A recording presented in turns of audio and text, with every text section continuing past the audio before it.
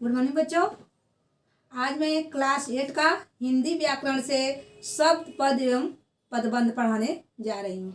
ध्यान से सुनिएगा बच्चों। शब्द पद और पदबंध क्या होते हैं। तो सबसे पहले हम देखेंगे कि शब्द क्या है। शब्द क्या है तो शब्द आप लोग जानते हैं, दो वर्णों के सार्थक मेल को क्या कहते हैं? शब्द कहते हैं। दो वर्णों के सार्थक मेल को क्या कहेंगे?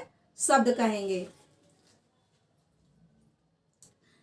शब्द शब्द के विविध रूप कई आधार पर बांटे गए हैं। शब्द के विविध रूप कई आधार पर बांटे गए हैं, जैसे रचना के आधार पर, उत्पत्ति के आधार पर, विकार के आधार पर और अर्थ के आधार पर। तो सबसे पहले देखेंगे कि रचना के आधार पर शब्द किसे कहते हैं।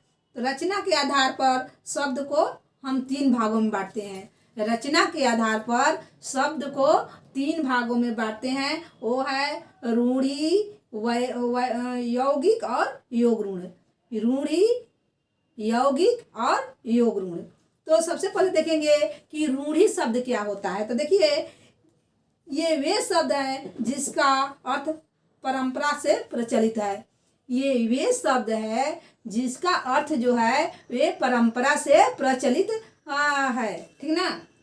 इसका कोई अर्थ नहीं होता। जैसे रूढ़ि का कोई अर्थ है। रूढ़ि को जब तुम खंड करोगे तो उसका कोई अर्थ नहीं निकलता है। जैसे जल, तो जल को तुम खंड करते हो तो ज और ल, तो ज का ना कोई अर्थ निकलेगा न कोई ल का अर्थ निकलेगा। तो जिसका अर्थ नहीं निकलता है, खंड करने पर अर्थ नहीं निकलता है, परंपरा से चला आ रहा है, तो उसे हम रूढ़ि शब्द कहते हैं। आगे आओगे बच्चों। उसके बाद है यौगिक।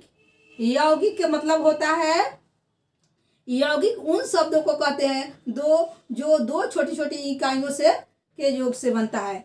यौगिक 2 छोटी छोटी सार्थक इकाइयों के योग से बनता है। जैसे देखिए, पाठशाला, तो ये दो क्या कहता है? 2 छोटे छोटे इकाइयों से मिलकर बना है। रसोई घर, ये रसोई और घर, तो रसोई एक है और एक घर है, तो 2 छोटे छोटे इकाइयों से मिलकर बना। उसी तरह है पाठशाला, कन्यादान, अनाथालय, ये सब 2 शब्दों को 2 छोटे छोटे शब्दों से मिलकर बन गया है, तो इसे हम यौगिक कहेंगे। 2 छोटे छोटे शब्द से दोनों मिल, जैसे पाठ और शाला, ठीक, कन्या और दान, रसोई और घर, तो ये इसमें 2 लगा हुआ है ना, तो दोनों छोटे छोटे शब्द को मिलकर ये यौगिक शब्द बन गया है। इसके बाद है योग ऋण। योग ऋण किसे कहते हैं? तो देखिए, उन शब्दों को योग ऋण कहते हैं जो 2 शब्दों से मिलकर बने हैं, लेकिन उसका अर्थ ऋण हो गया है और टुकड़े करने पर उसका अर्थ बदल जाते हैं। यदि हम उसको टुकड़े करते हैं तो उसका अर्थ क्या हो रहा है? बदल जा रहा है। जैसे देखिए, पंकज, पंक जोड़ ज अर्थात कमल, तो उसका अर्थ क्या होगा? पंकज का अर्थ क्या हो गया? कमल। तो पंख में जन्मा हुआ, पंख में जन्मा, पंख मतलब कीचड़, कीचड़ में जन्मा हुआ क्या हो गया? पंकज। तो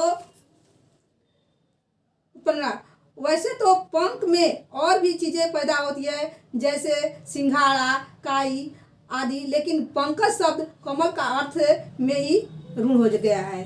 पंकज शब्द का अर्थ में मतलब कमल होता है और दूसरा का अर्थ नहीं निकलता है, तो हम पंकज को ही लिए हैं क्योंकि यह ऋण हो गया है। इसके बाद है उत्पत्ति के आधार पर। तो उत्पत्ति के आधार पर शब्द को 4 भागों में बांटे हैं। उत्पत्ति के आधार पर भी शब्द को 4 भागों में बांटते हैं। वो कौन कौन है? तत्सम, तद्भव, देशज और विदेशज। तत्सम, तद्भव, देशज और विदेशज। तो सबसे पहले देखेंगे कि तत्सम शब्द किसे कहते हैं। तो देखिए, संस्कृत भाषा का कोई शब्द हिंदी में ज्यों के त्यों लिखा जाता है। संस्कृत भाषा का कोई शब्द हिंदी में ज्यों के त्यों लिखा जाता है, तो उसे हम तत्सम शब्द कहेंगे। जैसे कोकिला, दुग्ध, ठीक, मयूर, कि ये संस्कृत भाषा का शब्द है और हिंदी में हम ज्यों के त्यों लिख दिए, तो ये क्या हो गया? ये तत्सम शब्द हो गया। उसके बाद है तद्भव। संस्कृत भाषा का ये वे शब्द जो हिंदी भाषा में बदल कर लिखा जाता है, संस्कृत भाषा का वे शब्द जो हिंदी भाषा में बदल कर लिखा जाता है, तो उसे हम तद्भव शब्द कहेंगे। जैसे दुग्ध है, संस्कृत में दुग्ध लिखा जाता है और हिंदी में हम उसको दूध लिखते हैं, हिंदी में उसको हम बदल कर दूध लिखते हैं, तो ये तद्भव हो गया। संस्कृत में मयूर लिखते हैं और हिंदी में जब उसको मोर लिखेंगे तो ये तद्भव शब्द हो गया। मतलब संस्कृत भाषा का वे शब्द जो हिंदी में हम बदल कर लिखते हैं तो तद्भव शब्द कहलाता है। उसके बाद है देशज। देशज स्थानीय बोली का कोई शब्द हिंदी में प्रयुक्त हो तो उसे देशज शब्द कहते हैं। जैसे रोकड़ा क्या है, देशज शब्द है। फिर है विदेशज। विदेशज जो शब्द बाहर से आए हैं, जो शब्द बाहर से आए हैं उसे हम विदेशज शब्द कहते हैं। जैसे ले लीजिए, अंग्रेजी में ले लीजिए master, rail, pen, ticket, pencil, manager, bank, cheque. और पुर्तगाली में आएगा आलू, कमरा, प्याला।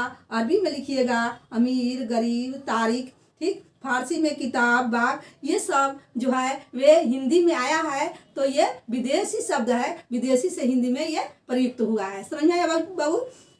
इसके बाद है विकार के आधार पर। विकार के आधार पर शब्द को हम दो भागों में बांटते हैं। विकार के आधार पर शब्द को हम कितने भागों में बांटेंगे? दो भागों में। पहला विकारी और दूसरा अविकारी। पहला विकारी और दूसरा अविकारी। तो जिन शब्दों में लिंग, वचन, कारक, काल आदि के कारण विकार उत्पन्न होता है, विकार उत्पन्न हो जाए, उसे हम विकारी शब्द कहते हैं। ये चार प्रकार के होते हैं: संज्ञा, सर्वनाम, विशेषण और क्रिया। संज्ञा, सर्वनाम, विशेषण और क्रिया। उसी तरह है दूसरा है अविकारी। जिन शब्दों में लिंग, वचन, कारक, काल के कारण विकार न उत्पन्न हो उसे हम अविकारी शब्द कहते हैं। ये भी चार प्रकार के होते हैं: क्रिया विशेषण, संबंध बोधक, समुच्चय बोधक और विस्मयादि बोधक।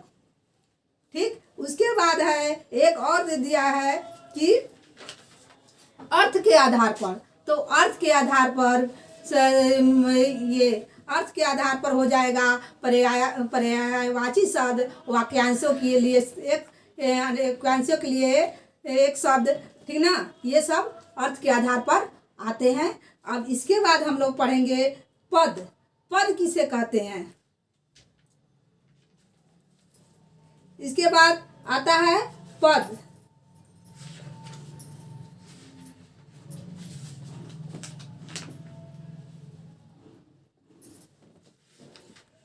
पद शब्दों के साथ कारक, देखिए शब्दों के साथ कारक चिन्ह लग जाते हैं तो वे पद बन जाते हैं।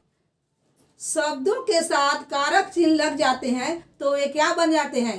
पद बन जाते हैं। चाहे ऐसे भी आप कहते हैं कोई शब्द जब वाक्य में प्रयुक्त हो जाता है, कोई शब्द जब वाक्य में प्रयुक्त हो जाता है तो पद बन जाता है। जैसे मान लीजिए कमल एक शब्द है, कमल एक शब्द है। अब ये शब्द जो है जब वाक्य में प्रयोग हो जाएगा, जब वाक्य में हम इसका प्रयोग कर देंगे तो वो सब क्या बन जाता है?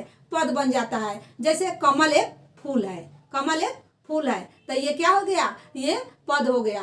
तो कोई शब्द जब वाक्य में प्रयुक्त हो जाता है तो पद बन जाता है। ठीक, समझ में आया होगा पद किसे कहते हैं? उसी तरह है पदबंध।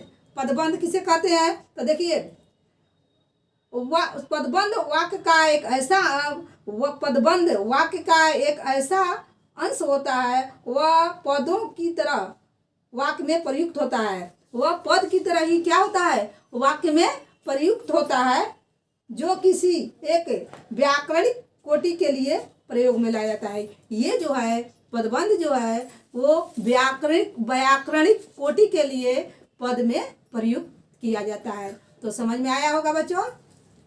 फिर से ध्यान से इसको पढ़िएगा, देखिएगा। धन्यवाद बाबू।